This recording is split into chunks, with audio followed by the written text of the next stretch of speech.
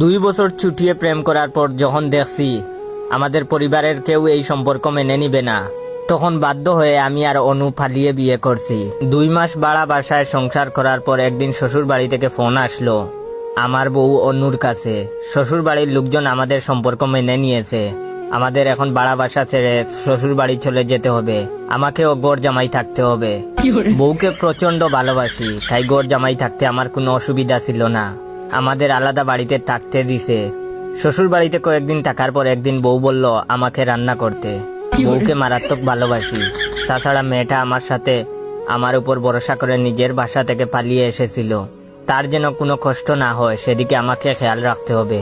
তাই রান্না না পারার শর্তেও রান্না করলাম। মানচিত্রের মতো রুটি বানিয়েছিলাম।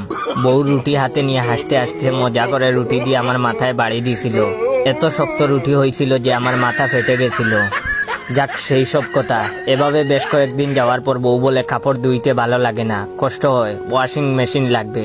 আমি এনে দিয়েছি। অনু ইদানিং প্রায় বলে রান্না করতে তার ভালো লাগে না, কষ্ট হয়।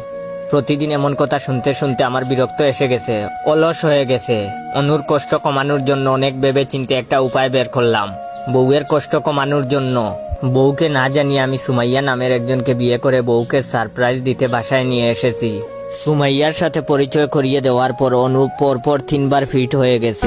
তারপর আমার প্রথম বউ অনুকে বুঝালাম, তোমাকে মারাত্মক সেই লেভেলের ভালোবাসি তো, রান্না করতে তোমার ভালো লাগে না বলে আরেকটা বিয়ে করছি, যেন আমরা 3জনে মিলে বাসার সব কাজ করতে পারি, তাতে তোমার কষ্ট কিছুটা কম হবে।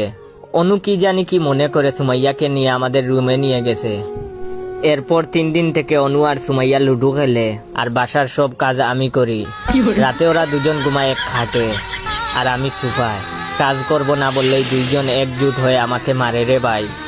ভাবতাছি আরেকটা বিয়ে করে ওই বউয়ের সাথে থাকবো, কিন্তু ভয় লাগতাছে সেও যদি অনু সুমাইয়ার জুটে চলে যায়। এই অবস্থায় আমার করণীয় কি? এখন আমি কি আরেকটা বিয়ে করতে পারবো?